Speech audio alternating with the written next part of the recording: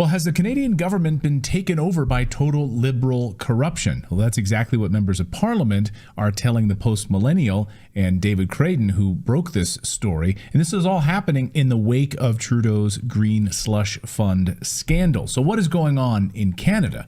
Well, let's check in with David KRAYDEN, who broke this story at the Post-Millennial.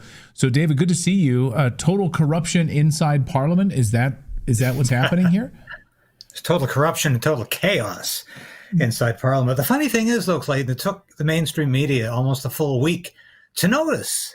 I see a story from CBC last night saying, hey, what's happening in Parliament? Looks like it's paralyzed. It's been that way for a week. And it's been the new media and the independent media that have actually noticed it. Now, why? I have no idea. It's almost like there's this willful denial from much of the mainstream media that Trudeau is in such trouble. And this is an incredible scandal. And I interviewed the chief critic on this, the ethics critic for the Conservative Party, the official opposition, Michael Barrett, on Monday about this. And he really, really filled me in on what's going on. It's incredible. We're talking about hundreds of millions of dollars related to what's being called the Green Slush Fund. Technically, it's the Sustainable Development Technology Canada. It's been called the Green Slush Fund, though, because anybody who had any kind of vague idea about some green industry and happened to be a good friend of cabinet ministers in the Trudeau government, or Justin Trudeau himself, or good backroom liberal donors, got access to this program and were given grants, were given money to set up. Half of these things didn't even have anything to do with so-called green technology. A lot of them didn't even work. In some cases, they weren't even anything more than ideas that were being financed. But the corruption angle here is very, very clear. These were friends of the Liberal government, friends of Justin Trudeau, who were given a lot of money, a bag of money to pursue, in many cases, absolutely nothing. They were given money. And this isn't the first time this government has been bogged down in this kind of incredible scandal like this, with hundreds of millions of dollars being wasted, taxpayer money being thrown away. This one, shall I say, is going to stick. This is the first time the opposition party, official opposition, with the support of the New Democrats and the Bloc Québécois, have actually forced Parliament to shut down. The Speaker agreed with them last week and said, all right, no more government business until we examine, he didn't say examine government corruption, but he said, until we examine this issue, meaning government corruption. So this has been very seminal in terms of the history of the Canadian Parliament, and I would say even in the history of legislative bodies around the world. Today, the Globalist published a story saying, Canada, what explains Justin Trudeau's long goodbye? Is the Canadian Prime Minister's refusal to leave office a symptom of hubris, or does he have a legitimate hope for a turnaround? I thought that was great.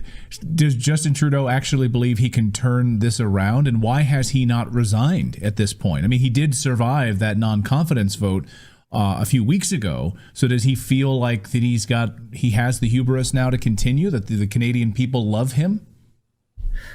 Well, Justin Trudeau always believes that the Canadian people love him. He believes everybody secretly loves him, even though the evidence to the contrary is overwhelming. He hasn't even been in the House of Commons this week, Clayton. He's been in Southeast Asia. He made a stop in the Middle East. He's in Laos yesterday. What in the heck is he doing there? And he hasn't even acknowledged the crisis in the House of Commons. His cabinet ministers, this is what really kills me, Clayton, is that his House leader, Karina Gould, this is the same woman who helped support the former Waffen-SS member coming to Parliament. And when it was discovered he was a former Waffen-SS, former Nazi, she said, let's just excise this from the parliamentary record. Let's redact it. Let's redact it all from Hansard, like it never happened. So now, you know what she's saying is that, well, if we examine corruption, this is going to be a violation of Canadians' charter rights. And people are saying, what? How does that add up? But she's saying, well, you know, it has everything to do with, we can't deliver these unredacted documents to the RCMP, which the issue is here. the Conservatives and all the opposition parties are demanding that the uncensored documents relating to this green slush fund be delivered to the RCMP so they can potentially prosecute Justin Trudeau and the Liberals. The House Leader, Karina Gould, is saying this would be a violation of Canadians' charter rights because there has been no search warrant issued. And everyone's saying, what does this have to do with having public knowledge of documents or giving these to the RCMP? There's no search warrant involved here. This is just the worst kind of falsification, and the only way I can say of this issue by this woman who persists in trying to confuse people about what this is really about. She's the one that's obviously very confused. On these slush fund issues here, can you just give a few examples to the audience as to how this money has flowed to different shady sources? Are there any sort of glaring examples that you might be able to share?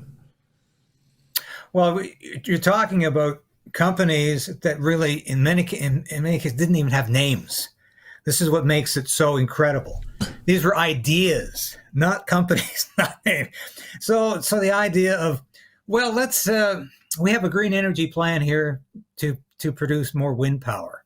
How are you going to do that? And wind power is not working anyway. And all it seems to do is kill birds. And it's an environmental catastrophe. So, but that doesn't matter. So, okay, here's $20 million so you can start thinking about how you're going to do that. This is how lax it was. These people did not even in many cases have legitimate businesses, legitimate companies. And this money is being doled out on the basis of, let's consider this. Here's an idea.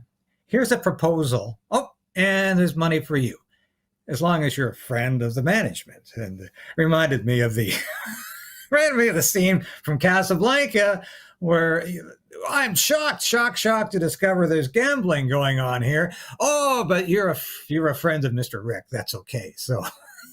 Right. You're a friend of Justin Trudeau. That's okay. You can have this money that flows to you illegally.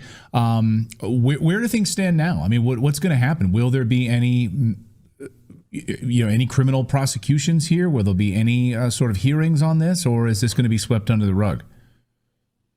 I can't see this being swept under the rug. There's just far too much evidence here, and he's done it before. But he is so incredibly delusional right now, meaning Justin Trudeau is so incredibly detached from reality, wandering around the world as usual, creating a large carbon footprint with his jet, and not even seeming to be bothered by this. And when of course he's questioned by reporters now, his exit line is always, I don't do politics. And it's incredible, but that is his exit line now. I don't do politics. And he resorts to the usual talking points of, I'm rolling up my sleeves, and he literally attempts to roll up his sleeves, and I'm getting to work for the work that needs to be done for the Canadian people. Now there's talk, Clayton, and I'm hearing this from some sources, I don't think it's really going to happen, that Justin Trudeau will prorogue Parliament. Now, that is a British parliamentary tradition where the Prime Minister, with the approval of the Governor General, or in the UK, of the Queen or the King, can actually just end Parliament until further notice. And it's a very controversial thing to do. It's been done 3 times in the last about 10 or 15 years. And Justin Trudeau can say, I'm proroguing Parliament till the spring because I just can't handle it anymore. It's a possibility. But the thing is, if he does that, all of the legislation that's currently on the docket dies with the proroguing. So that would mean, thankfully, a lot of bills like the Online Harms Act, the censorship bill with the thought crimes component will die. It will not see even a second reading.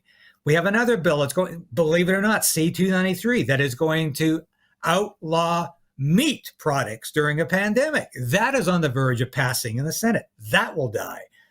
This oil bill that is going to criminalize any speech promoting the fossil fuel industry. You did a segment on your show about this. That will die as well. So a lot of us are crossing our fingers and saying, maybe Justin Trudeau, this is your only way out to maintain your leadership. But it might be the only way out to get this legislation killed before the next election. Now, the other possibility, Justin Trudeau comes back and says, I'm going to fight, but he's losing the support of those opposition parties that supported him in the last non-confidence vote. The NDP are wavering because they see themselves as the next official opposition. The Liberals are that low in the polls. And the Bloc Québécois is saying, well, I think we're going to pull the plug on this too. So it's looking like it might be good news either way for people who believe in freedom and free speech anyway. Well, we'll see. Do you think there'll be another non-confidence vote if that's one of the alternatives? If Trudeau does not prorogue within the next week or so, yes, there will be. There definitely will be. And we know already that the separatist party that supported Trudeau the last time has essentially said it's going to pull the plug on this. And the only wild card right now is the NDP, the New Democratic Party, the Socialist Party under Jagmeet Singh, who seems to be once again saying it's time to move to a new election. It's time to move to an early election. So I think we're going to either see Trudeau prorogue the parliament, or we're going to see a possibly November election in this country, which would coincide almost exactly with the U.S. presidential and congressional elections. So very interesting. Yeah, the stars are aligning once again between our two countries. If we don't blow the world up first with a nuclear war in Ukraine or the Middle East. So that's always a possibility. Yeah, we have fewer than 30 days now until the election. So we will see. David, great to see you as always. And I appreciate the fall. I love the fall shirt. I love the fall shirt, by the way. Thank you. Get in the fall mood. Handsome as always. I love that fall shirt. I need to get one of those. I think that's yes, you do. Yes, I need to get one of those. It's time to, now it's starting to get cooler. I need to make the switch. David, great to see you. Thanks for the great reporting on this. And thanks for keeping them honest up there as always. Okay, thank you so much, Clayton. We'll be back again. Don't drink the Kool-Aid, folks. Don't listen to Justin Trudeau. We need this kind of attitude in Canada right now, because let me tell you, Justin Trudeau will fight tooth and nail to stay as leader of the Liberal Party and as Prime Minister of Canada, and he will use every trick in the Liberal handbook to do that. So we have to be vigilant, and we have to have perseverance to fight this battle to the end. As I've been saying since this station went on the air, we need to resolve to resist. And we need to fight for our free speech and our democratic rights to say what we believe, to speak, as John Diefenbaker said. And don't forget that t-shirt that's available out there in the store. I speak as a free Canadian. Free to speak, free to believe in what I choose. And Justin Trudeau is not going to interfere with that. Thanks for being a part of the KRAYDEN'S Right resistance, and we'll see you again soon. So we are in a very precarious position in this country. We need a political change, but we also need to resolve to resist.